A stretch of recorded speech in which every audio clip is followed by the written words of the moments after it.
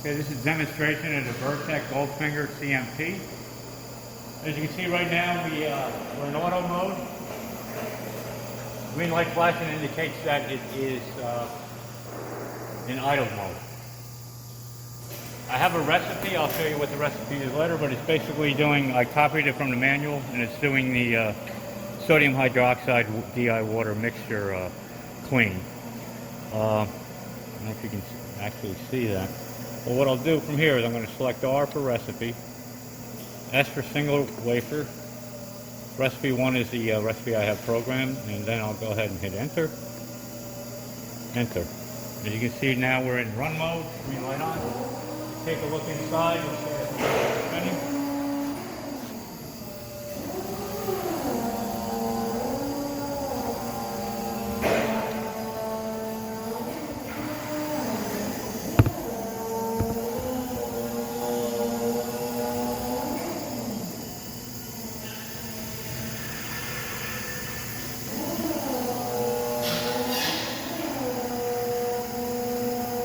As soon as Megasonic clean right now.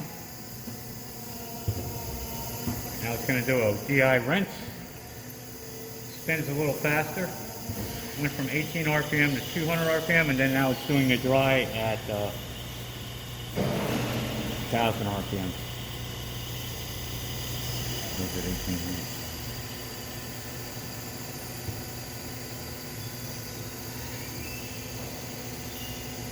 Okay, so that's your standard recipe. After the recipe, it's about a 20-second delay. They want to make sure everything's stopped. We're going to see that the front door opens up down here. And you can reach in, grab the wafer, put another one in. We'll run the recipe again. I'll walk around the back. We'll take a look at the generator.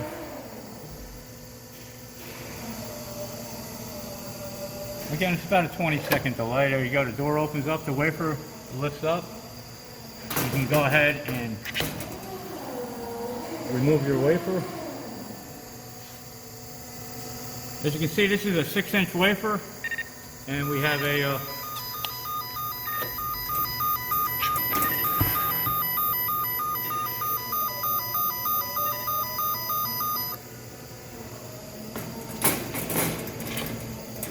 6-inch chuck. So we'll go ahead and run the recipe again. Again, hit R. Single step.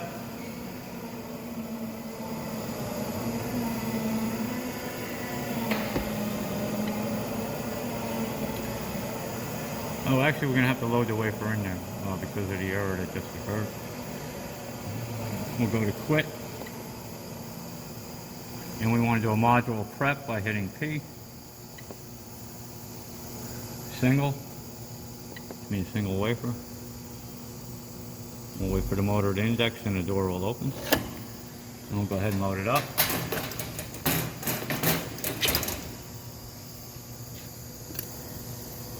Okay, once the motor indexed, and you place your wafer on your chuck.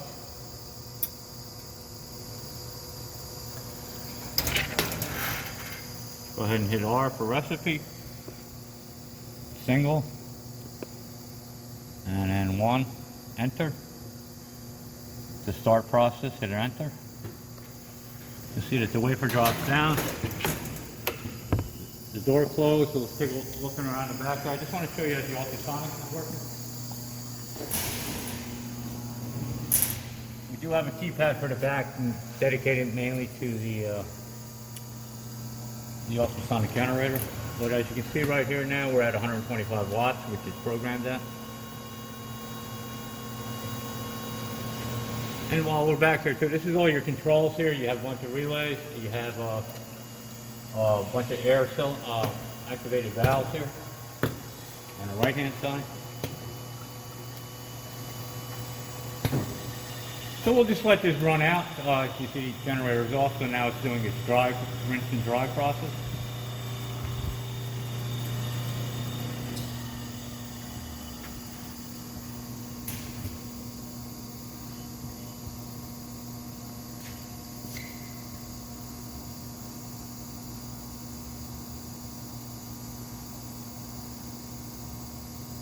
Okay, just let's walk over here. I want to show you something on our schematics here.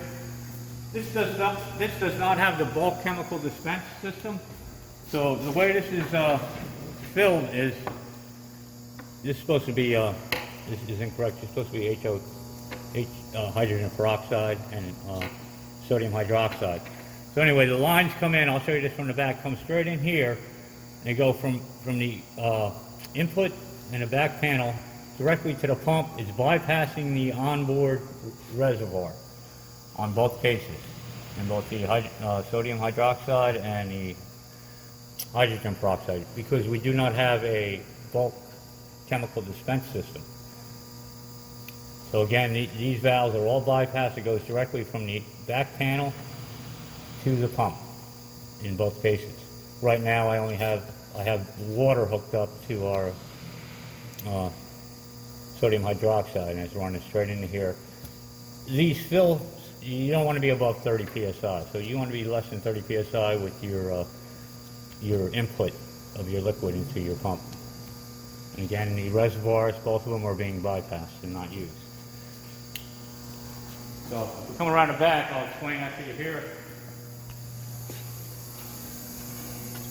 This is the line coming in. I have it regulated down. We got 30 psi of house water coming in as our supply. And you would do the same for your the other side here, which would be your hydrogen peroxide side.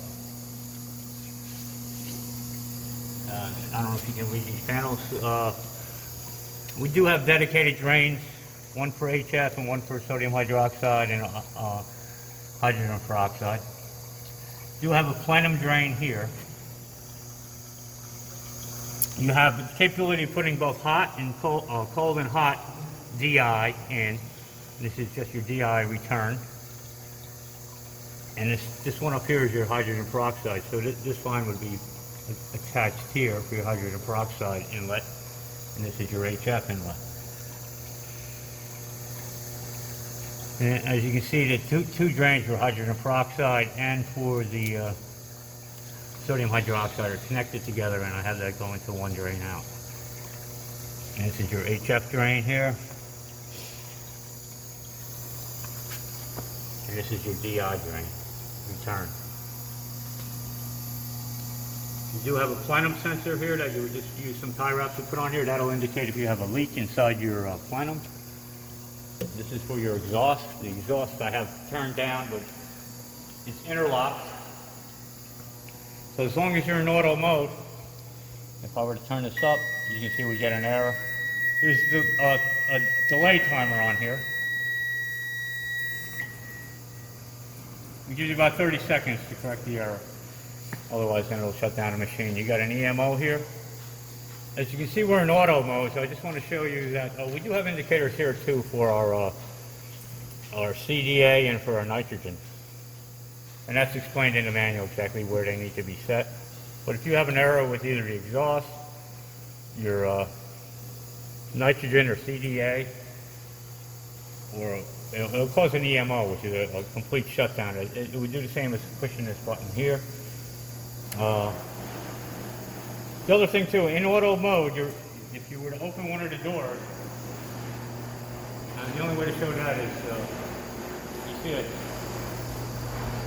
light is on here. It'll completely shut the system down. Come around the back.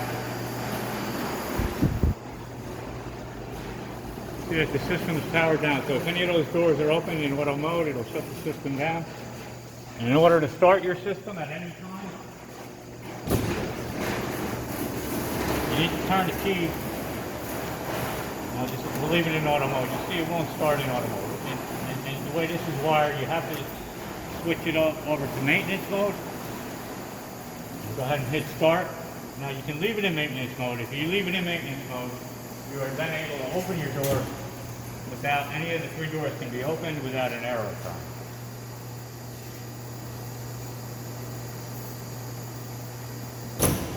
But typically on a normal power up, what you would do is switch it to maintenance mode, hit start, you can turn it off, turn it on, and then switch it back over to auto mode. And that interlocks your three doors for safety.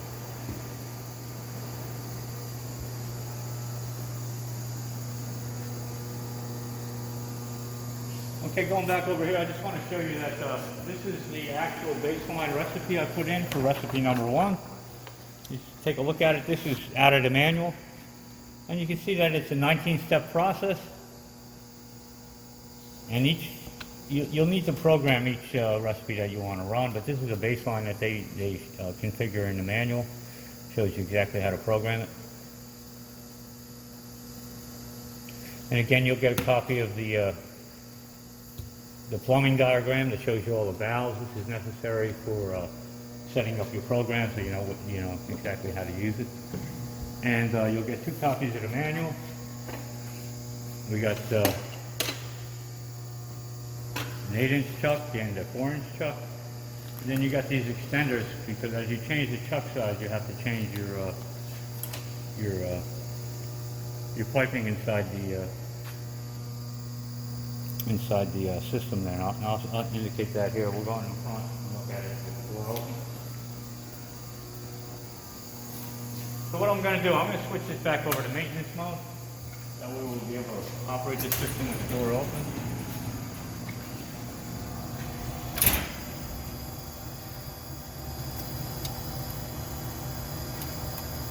So these will have to be changed depending on what size chuck you have. So if you would have a larger chuck, this would be changed to a smaller size. This is your chemical in. This is your bottom spray for the chemical. And then you got your rinses.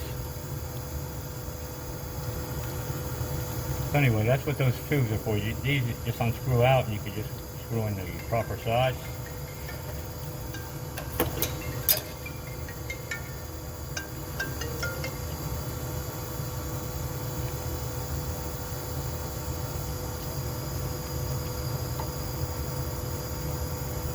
The only thing to be careful though is that what I noticed with this system is if you're in maintenance mode, you're able to still run the process with the doors open. So you just want to make sure you're in auto mode once the maintenance is done.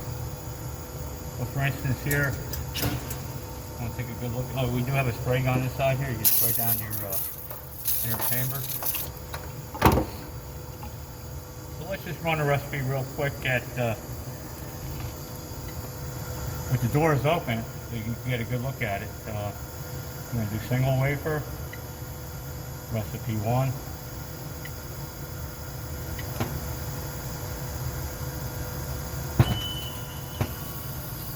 So that's your chemical dispenser, which is a hydrogen peroxide water mix, DI water mixture.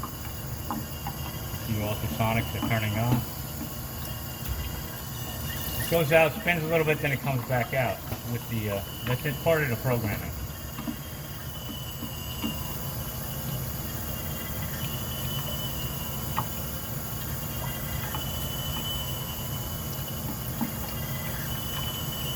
So we'll finish up this still cleaning here ultrasonically. Now it's doing its rinse. It's rinsing both the bottom and the top wafer. It spins at a higher speed.